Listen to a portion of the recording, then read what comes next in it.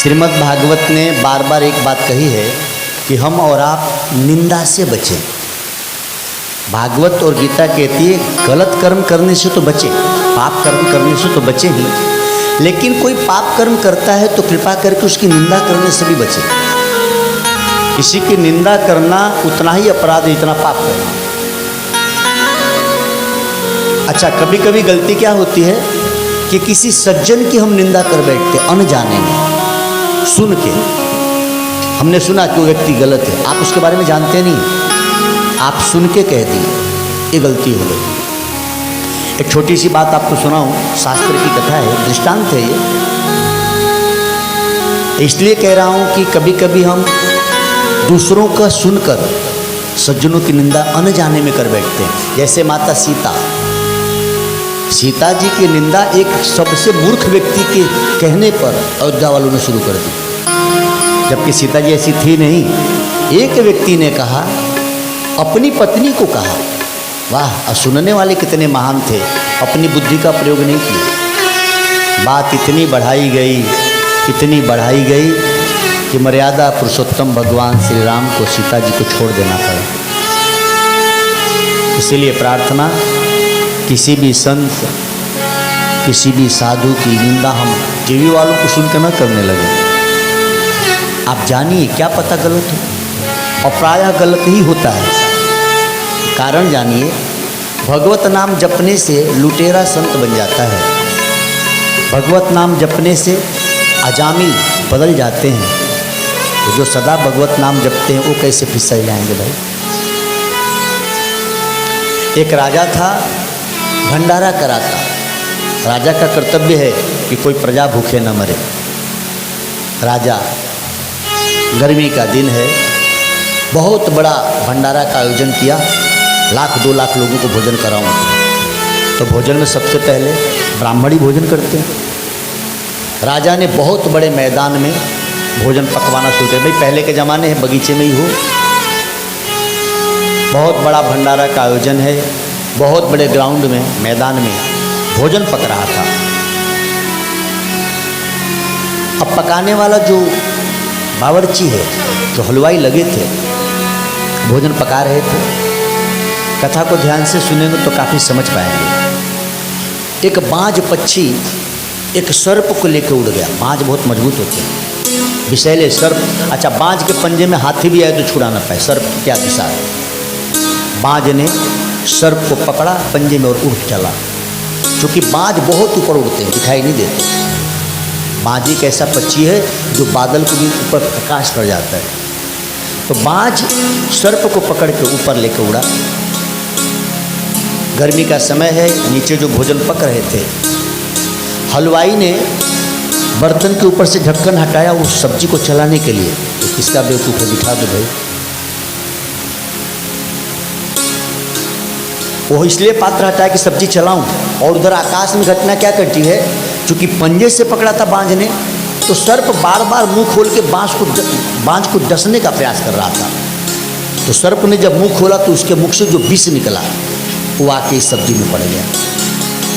अब बताइए, उतना ऊपर से एक बूंद विष गिरे। अच्छा, सब्जी है, स्वाभाविक धुआं निकल रहा है उसमें से, बास तो दिखेगा तो नहीं। पूरी सब्जी हो गई विषैली। भंडारे का आयोजन है, सबसे पहले भंडारा करने बैठा कौन था, ब्राह्मण लोग। मेरी बिरादरी खाने में बहुत आगे है। अच्छा, ब्राह्मण बैठे तो स्वाभाविक विषयुक्त भोजन, ब्राह्मण मृत्यु को प्राप्त हो गए, सारे ब्राह्मण मर गए। अच्छा, जब ब्राह्मण मरे तो बाकी लोग भोजन करेंगे ही क्यों। राजा की बड़ी निंदा हुई कि हाय रे हाय, बड़ा पापी है, इतने ब्राह्मणों को भोजन में विष डाल के मार डाला। जबकि ये बात सच तो नहीं है ना, ब्राह्मण मरे तो सच है, लेकिन राजा की ऐसी मानसिकता तो थी नहीं। धर्मराज यानी यमराज तक ये बात पहुंची कि भाई इतने ब्राह्मण मरे, लेकिन इसका पाप किस पर डाला जाए। जो यमराज के सहायक हैं चित्रगुप्त जी, वो पूछ रहे हैं यमराज से कि प्रभु ब्राह्मण मर तो गए, लेकिन इसका पाप किस पे डाला जाए। बाज नहीं, बाज अपना आहार लेकर उड़ा है, उसकी क्या गलती, उसका आहार ही यही है। सांप नहीं, सांप की क्या गलती, वो तो अपने बचाव के लिए मुंह खोला था। तो क्या उस हलवाई की गलती, नहीं साहब, वो तो सब्जी चला रहा था। तो क्या उस राजा की गलती नहीं साहब, वो तो लोगों को भोजन कराने के लिए प्रबंध कर रहा था। लेकिन घटना तो घट गई। इतने ब्राह्मण मरे हैं, यमराज परेशान है कि इसका पाप किसके सिर पे डालूं, दोषी कोई दिख ही नहीं रहा है। अच्छा आप सोचिए, इस कथा में कोई दोषी दिख रहा है? सब अपना अपना काम कर रहे थे और इतने ब्राह्मण मर गए हैं। यमराज परेशान है कि इन ब्राह्मणों की हत्या का पाप किसके सिर पे डाला जाए। गए ब्रह्मा जी के पास, पूरी घटना बताए कि हे ब्रह्मदेव, बाज ने सर्प को पकड़ा, उसका आहार, सर्प ने मुंह खोला, ये उसका व्यवहार, यहाँ हलवाई ने पात्र के ऊपर से ढक्कन हटाया, ये उसका कार्य, राजा सबको भोजन परोस रहा है, ये उसकी दिनचर्या है। भोजन करने वाले ब्राह्मण तो भोजन करेंगे ही, इसमें अपराधी कोई दिखता ही नहीं और इतने ब्राह्मण मृत्यु को प्राप्त हो गए। ये ब्रह्म हत्या का पाप किसको दे हम, मैं समझ नहीं पा रहा हूँ। ब्रह्मा जी की भी बुद्धि चकर आ गई कि अरे बाप रे, तो बात सही है, आखिर इसका ये पाप किसके सिर पे डाला जाए। ब्रह्मा जी गए भगवान शिव जी के पास,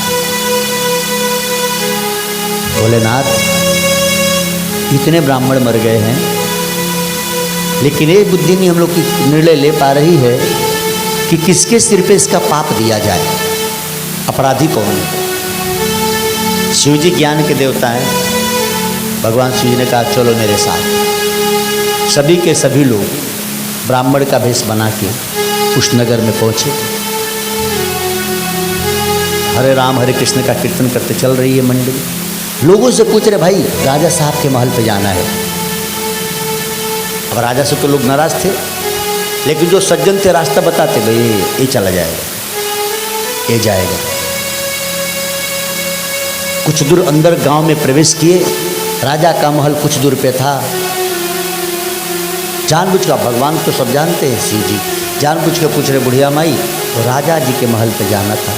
बुढ़िया ने कहा क्यों जा रहे हो उसके यहाँ, तो बड़ा पापी है। साधु रूप में भगवान शिव ने कहा कि क्या किया है। अरे बोले पता नहीं है, कैसे पंडित हो आप लोग, कई पंडितों को मार डाला जहर गिर के, और आप जा रहे हो राजा के यहाँ, जाओ तुमको भी मरना ही लिखा है। शिव जी ने यमराज से कहा कि सारे ब्राह्मणों की हत्या का पाप इस बुढ़िया के सिर पर डाल दो। यह बिना जाने उसको दोषी मान रही है ना, जितने ब्राह्मण मरे हैं यमराज मिल गया उसका पात्र, सारे ब्राह्मणों की हत्या का पाप इस बुढ़िया के सिर पर डाल दो। कथा से क्या समझ में आई कि हम जब तक जानकारी न हो, किसी को किसी से सुनकर गलत न कह दें, हो सकता है कि ब्रह्म हत्या का पाप बिना कहे आपके सिर पे आ जाए। इसीलिए निंदा किसी की हम किसी से भूल कर भी ना करें। हम लोग बड़ी अजीब है, सुनकर ही मान लेते हैं। कैसे मान लिया आपने, सुनकर मत मानिए। जय गुरुदेव एक संत हुए, बड़े अच्छे संत थे, और मुझे लगता है ऐसे संत यदि धरती पर दो चार हो जाए ना तो धरती स्वर्ग बन जाए। उन्होंने बड़ा प्रचार किया, शाकाहार बनिए, मांस रहित होइए, व्यसन रहित होइए, और बहुत जरूरी है, दो चीज़ें विश्व के लिए बहुत जरूरी है। लेकिन ऐसे महापुरुष को भी जेल में डाला गया था। तो क्या गुरुदेव जी गलत थे? नहीं, लेकिन उस जमाने में तो कहने वालों ने पता ना क्या क्या कहा होगा। हम और आप भी ना किसी को सुनने में न चले। ध्यान दें, हो सकता है जो आप सुने हैं वो गलत है, आप प्रायः गलत होता है। विवेकानंद जी के लिए भी लोग पता ना क्या क्या कहते थे। तो क्या विवेकानंद जी के आचरण सही नहीं थे? लेकिन उस जमाने में लांछन लगाने वालों ने लगाया। अच्छा, संत इतने सहनशील होते हैं, इल्ज़ाम लगाने वालों ने इल्ज़ाम लगाए लाख, मगर तेरी सौगात समझ करके हम सिर पे उठाए जाते हैं। वो बेचारे कुछ नहीं कहते, चुपचाप सहते रहते हैं। और यही वजह है कि ना समझ लोगों को और लगता है कि अरे कुछ बाबा कह नहीं रहे, हो सकता है बाबा गलत नहीं। भगवान बुद्ध जी का तो नाम सुने हैं ना। भगवान बुद्ध जब जैतवन में गए तो जैतवन में भगवान बुद्ध काफ़ी दिन ठहर गए। अच्छा, बुद्ध संत जहाँ ठहरते वहाँ भीड़ हो जाती है, वहाँ के राजा तक उनकी चरणों में आकर झुकता है। तो कुछ लोगों को बुद्ध से बड़ी ईर्ष्या होने लगी, इसको इतना लोग मानते हैं। संत किसी का अहित करते नहीं, लेकिन दुष्ट प्रवृत्ति के लोग अनायास संत को ही दुश्मन मान लेते हैं। तो जो लोग उनसे ईर्ष्या करने वाले थे बुद्ध से, उन लोगों ने एक वेश्या को पैसे दिए। ये आपके भारत के इतिहास की बात बता रहा हूँ। एक वेश्या को कुछ लोगों ने पैसा दिया, जबकि कोई दुश्मन नहीं है बुद्ध जी उनके, और उस वेश्या से कहा गया कि तू कथा में जाके बैठ और बाकी दिन भर प्रचार कर कि बुद्ध से तो मेरा संबंध है, तो आप लोग कैसी कथा सुनाते। अब सोचिए, वेश्या स्वयं कह रही है, तो कुप्रचार बढ़ा। अच्छा, वेश्या कहती नहीं थी, जाके आगे ही बैठती भी थी कथा में। लोगों को हुआ कि कथा में आगे बैठती है, अच्छा जो आगे बैठा है स्वाभाविक बुद्ध उसी को देखेंगे। और वो कह भी रही है कि बाबा जी से मेरा अच्छा प्रेम है। बात पढ़ने लगी। अब बुद्ध भगवान को क्या पता, वो तो कथा सुनाते गए, जो ही बैठे आगे। बाद में जब उन षड्यंत्रकारियों ने देखा कि बात तो फैल गई, तो उन लोगों ने जिन्होंने पैसा दिया था वेश्या को, उन लोगों ने उस वेश्या को मार डाला और उसकी मृतक शरीर को चैतवन में जहाँ बुद्ध रहते तो वहीं खुदाई करके गाड़े भी दिए। अब वही लोग जाके राजा से कहते हैं कि राजा साहब आजकल वेश्या दिख नहीं रही है। और वेश्या कहती थी कि बुद्ध से मेरा बड़ा संबंध है, हो सकता है कि बुद्ध को लगा हो कि मेरा पाप उजागर होगा, तो वेश्या को कहीं मरवा तो नहीं दिए, जांच होनी चाहिए। देखो कितना षड्यंत्र किया गया उस समय बुद्ध भगवान के साथ। और जब जांच बैठी, राजा की सिपाही ढूंढने चले, तो जिन लोगों ने मारा था वही उनके साथ हो लिए। चलो हम भी चलते हैं, वही लोग तो दफन किए थे। जिस जैतवन में बुद्ध रहते हैं उसी जैतवन में कहते देखो यहाँ तो मिट्टी गीली लग रही, शायद यहीं गड़ा हो, और वहाँ से वेश्या की लाश मिली। सोचिए उस जमाने में भगवान बुद्ध पर क्या बीती होगी। अब तो लाश भी मिल गई, प्रमाणित हो गया था, लेकिन क्या बुद्ध गलत थे? वेश्या स्वयं कहती थी लाश भी मिल गई बुद्ध के ही यहाँ जैतवन में। उस जमाने में बुद्ध के शिष्यों को लोगों ने पत्थर मारा, भगवान बुद्ध को कहने वालों ने क्या क्या कहा, लेकिन बुद्ध तो आज भी पूजे जा रहे हैं। जो उनकी निंदा किए, षड्यंत्र किए, पता न किस नरक में होंगे। ये कोई पहली बार आज के ज़माने में ऐसा नहीं, सदियों से ऐसा होते आया है। जब भी कोई संत बहुत ऊपर जाते हैं, जिनके ज़्यादा लोग हो जाते हैं शिष्य, उनके ऊपर फिर लाछन लगने शुरू होते हैं। इसीलिए मैं निवेदन करता हूँ, चूँकि मुझे अपने राष्ट्र से बहुत प्रेम है, हमारे देश में जो संतों के प्रति लांछन लगाए जा रहे हैं, मुझे लगता है ये षड्यंत्र के सिवा और कुछ नहीं। क्योंकि जो संत पूरे विश्व को भारत का ज्ञान देते हैं, उन्हीं संतों पे देखिए तो लांछन लगाए जा रहे हैं। ये बड़ा दुखद बात है। आप लोग शायद नहीं जानते हो, तो मैं आपको बता दूं, नेट पर गूगल पर सर्च कीजिएगा, परम पूज्य संत आसाराम जी बापू इस समय जेल में हैं, उन पर लांछन लगा।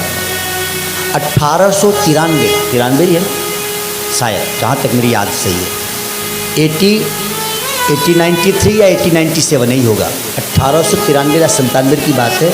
वर्ल्ड रिलीजियस पार्लियामेंट में भारत से कोई गया था तो स्वामी विवेकानंद जी, और ठीक 100 बरस बाद, कभी गूगल पर सर्च कीजिएगा, सबके लोग के पास मोबाइल होगी, 100 बरस बाद 1993 में वर्ल्ड रिलीजियस पार्लियामेंट में भारत से कोई गया था, तो वो हैं आसाराम जी बापू। ये कभी मीडिया ने आपको बताया? कभी नहीं बताया। ये हमारे देश के गौरव हैं लोग।